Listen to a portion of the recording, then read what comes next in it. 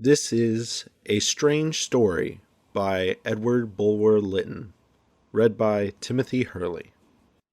Chapter 1. In the year 18, I settled as a physician at one of the wealthiest of our great English towns, which I will designate by the initial L.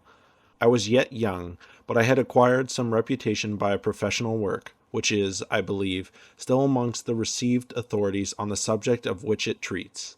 I had studied at Edinburgh and at Paris, and had borne away from both those illustrious schools of medicine whatever guarantees for future distinction the praise of professors may concede to the ambition of students. On becoming a member of the College of Physicians, I made a tour of the principal cities of Europe, taking letters of introduction to eminent medical men, and gathering from many theories and modes of treatment hints to enlarge the foundations of unprejudiced and comprehensive practice. I had resolved to fix my ultimate residence in London, but before this preparatory tour was completed, my resolve was changed by one of those unexpected events which determined the fate man in vain would work out for himself. In passing through Tyrol, on my way into the north of Italy, I found in a small inn, remote from medical attendance, an English traveler seized with acute inflammation of the lungs, and in a state of imminent danger. I devoted myself to him night and day, and perhaps more through careful nursing than active remedies, I had the happiness to effect his complete recovery. The traveler proved to be Julius Faber, a physician of great distinction, contented to reside where he was born, in the provincial city of L., but whose reputation as a profound and original pathologist was widely spread, and whose writings had formed no unimportant part of my special studies. It was during a short holiday excursion, from which he was about to return with renovated vigor, that he had been thus stricken down. The patient so accidentally met with became the founder of my professional fortunes. He conceived a warm attachment for me, perhaps the more affectionate because he was a childless bachelor, and the nephew who would succeed to his wealth evinced no desire to succeed to the toils by which the wealth had been acquired.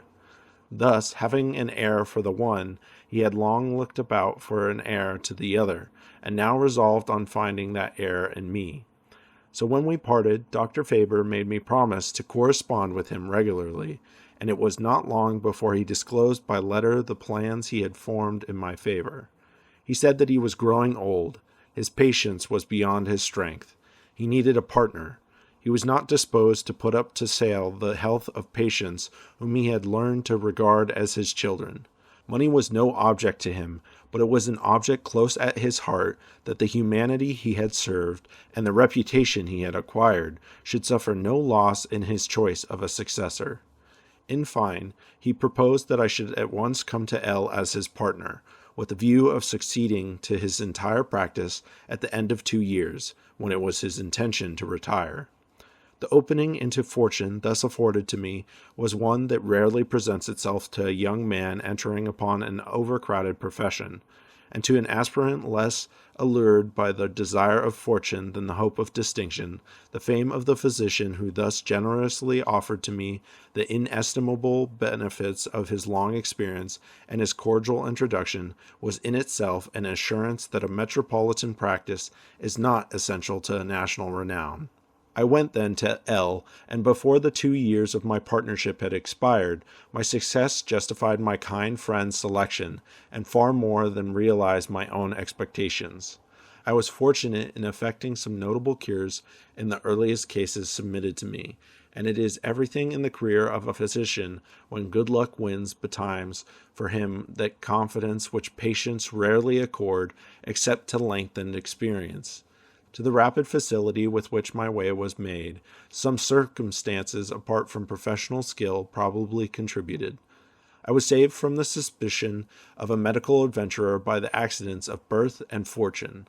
I belonged to an ancient family, a branch of the once powerful border clan of the Fenwicks, that had for many generations held a fair estate in the neighborhood of Windermere. As an only son, I had succeeded to that estate on attaining my majority, and had sold it to pay off the debts which had been made by my father, who had the costly tastes of an antiquary and collector. The residue on the sale ensured me a modest independence apart from the profits of a profession, and as I had not been legally bound to defray my father's debts, so I obtained the character for disinterestedness and integrity, which always in England tends to propitiate the public to the successes achieved by industry or talent. Perhaps, too, any professional ability I might possess was the more readily conceded, because I had cultivated with assiduity the sciences and the scholarship which are collaterally connected with the story of medicine. Thus, in a word, I established a social position which came in aid of my professional repute, and silenced much of that envy which usually embitters and sometimes impedes success. Dr. Faber retired at the end of the 2 years agreed upon. He went abroad, and being, though advanced in years, of a frame still robust, and habits of mind still inquiring and eager, he commenced a lengthened course of foreign travel, during which our correspondence, at first frequent, gradually languished and finally died away. I succeeded at once to the larger part of the practice which the labors of 30 years had secured to my predecessor. My chief rival was a Dr. Lloyd, a benevolent, fervid man, not without genius, if genius be present where judgment is absent, not without science, if that may be science which fails in precision, one of these clever desultory men who, in adopting a profession, do not give up to it the whole force and heat of their minds. Men of that kind habitually accept a mechanical routine, because, in the exercise of their ostensible calling, their imaginative faculties are drawn away to pursuits more alluring. Therefore, in their proper vocation, they are seldom bold or inventive. Out of it they are sometimes both to excess. And when they do take up a novelty in their own profession, they cherish it with an obstinate tenacity and an extravagant passion, unknown to those quiet philosophers who take up novelties every day, examine them with the sobriety of practiced eyes, to lay down altogether, modify in part, or accept in whole, according as inductive experiment supports or destroys conjecture. Dr. Lloyd had been esteemed a learned naturalist long before he was admitted to be a tolerable physician. Amidst the privations of his youth he had contrived to form, and with each succeeding year he had perseveringly increased, a zoological collection of creatures, not alive, but happily for the beholder, stuffed or embalmed. From what I have said, it will be truly inferred that Dr. Lloyd's early career as a physician had not been brilliant, but of late years he had gradually rather aged than worked himself into the professional authority and station which time confers on a thoroughly respectable man whom no one is disposed to envy, and all are disposed to like. Now, in L, there were two distinct social circles, that of the wealthy merchants and traders, and that of a few privileged families inhabiting a part of the town aloof from the marts of commerce, and called the Abbey Hill. These superb Areopagites exercised over the wives and its daughters of the inferior citizens to whom all of L, except the Abbey Hill, owed its prosperity, the same kind of mysterious influence which the fine ladies of Mayfair and Belgravia are reported to hold over the female denizens of Bloomsburg and Marylebone. Abbey Hill was not opulent, but it was powerful by a concentration of its resources in all matters of patronage. Abbey Hill had its own milliner and its own draper, its own confectioner, butcher, baker, and tea dealer, and the patronage of Abbey Hill was like the patronage of royalty, less lucrative in itself than as a solemn certificate of general merit. The shops on which Abbey Hill conferred its custom were certainly not the cheapest, possibly not the best, but they were undeniably the most imposing. The proprietors were decorously pompous, the shopmen superciliously polite. They could not be more so if they had belonged to the state, and been paid by a public which they benefited and despised. The ladies of Lowtown, as the city subjacent to the hill had been styled from a date remote in the feudal ages, entered those shops with a certain awe, and left them with a certain pride. There they had learned what the hill approved. There they had bought what the hill had purchased. It is much in this life to be quite sure that we are in the right, whatever the conviction may cost us. Abbey Hill had been in the habit of appointing, amongst other objects of patronage, its own physician, but that habit had fallen into disuse during the latter years of my predecessor's practice. His superiority over all other medical men in the town had become so incontestable that though he was emphatically the doctor of Lowtown, the head of its hospitals and infirmaries, and by birth related to its principal traders, still, as Abbey Hill was occasionally subject to the physical infirmities of meaner mortals, so on those occasions it deemed it best not to push the point of honor to the wanton sacrifice of life. Since Lowtown possessed one of the most famous physicians in England, Abbey Hill magnanimously resolved not to crush him by a rival. Abbey Hill let him feel its pulse. When my predecessor retired, I had presumptuously expected that the Hill would have continued to suspend its normal right to a special physician, and shown to me the same generous favor it had shown to him, who had declared me worthy to succeed to his honors.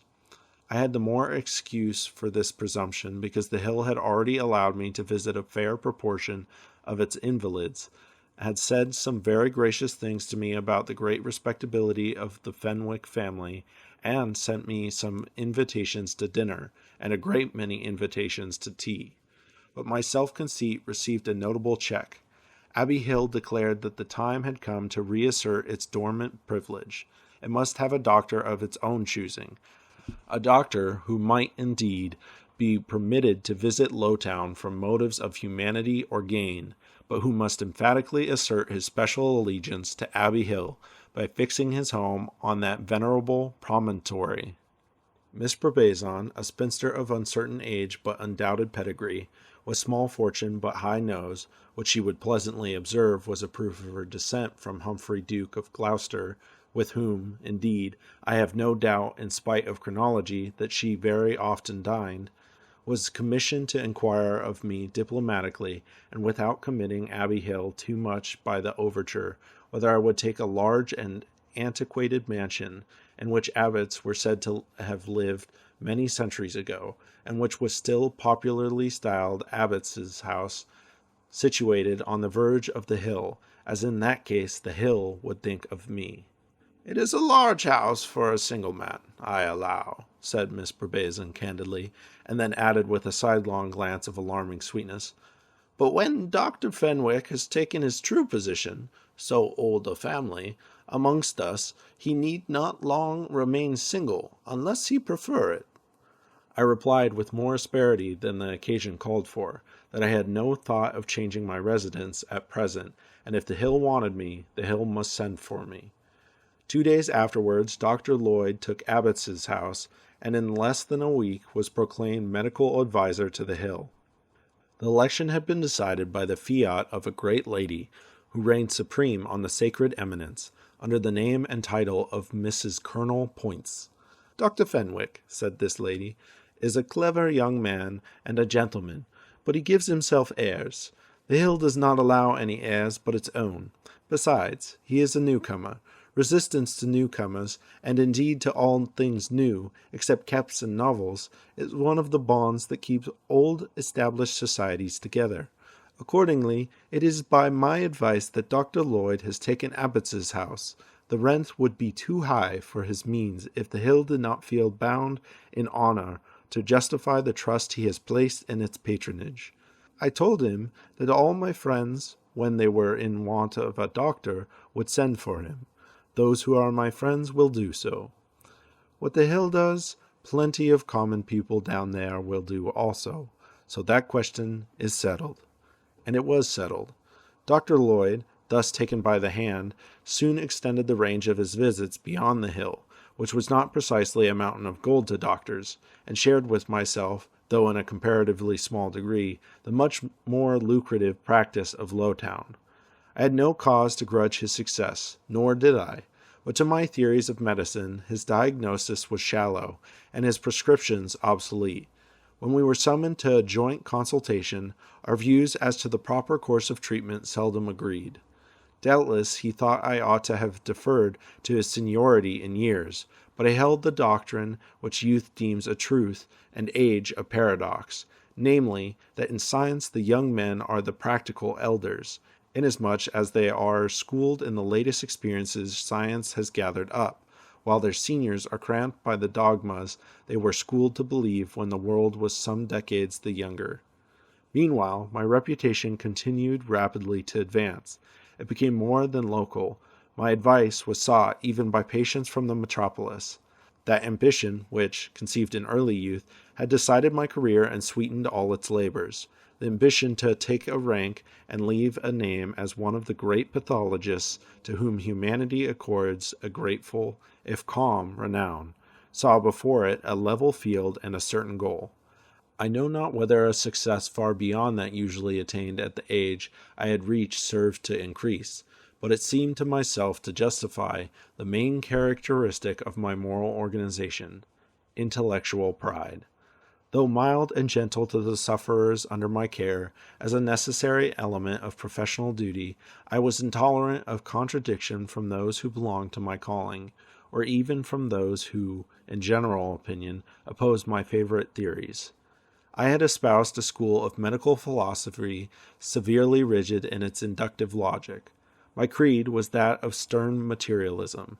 I had contempt for the understanding of men who accepted with credulity what they could not explain by reason. My favorite phrase was common sense.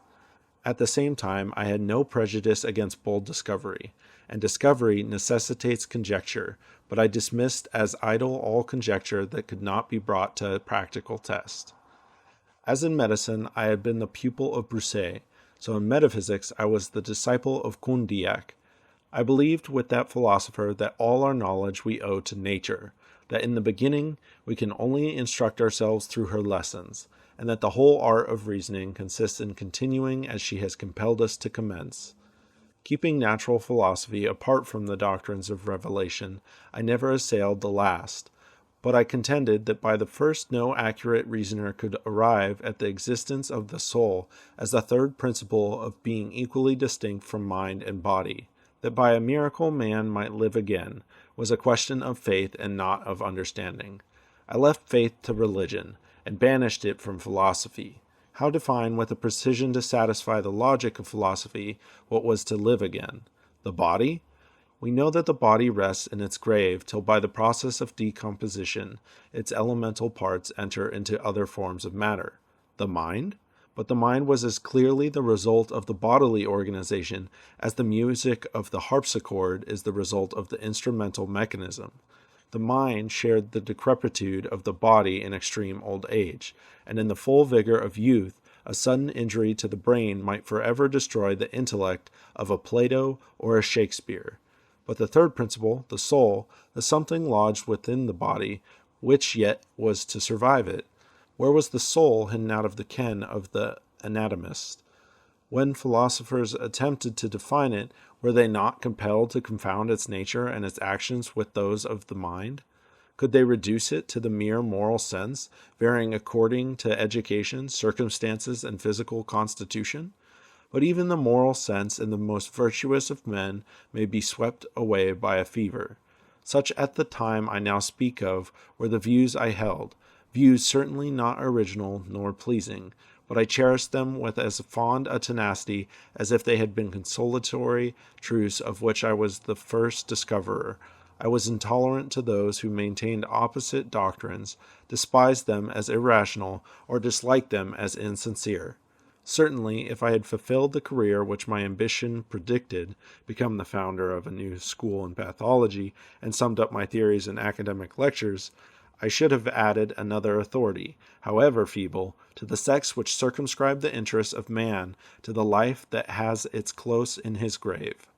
Possibly, that which I have called my intellectual pride was more nourished than I should have been willing to grant by the self-reliance which an unusual degree of physical power is apt to bestow. Nature had blessed me with the thews of an athlete. Among the hardy youths of the northern Athens, I had been preeminently distinguished for feats of activity and strength. My mental labors and the anxiety which is inseparable from the conscientious responsibilities of the medical profession kept my health below the par of keen enjoyment, but had in no way diminished my rare muscular force. I walked through the crowd with the firm step and lofty crest of the mailed knight of old, who felt himself, in his casement of iron, a match against numbers. Thus the sense of a robust individuality, strong alike in disciplined reason and animal vigor, habituated to aid others, needing no aid for itself, contributed to render me imperious in will and arrogant in opinion. Nor were such defects injurious to me in my profession. On the contrary, aided as they were by a calm manner, and a present not without the kind of dignity which is the livery of self-esteem, they served to impose respect and to inspire trust. So concludes Chapter 1.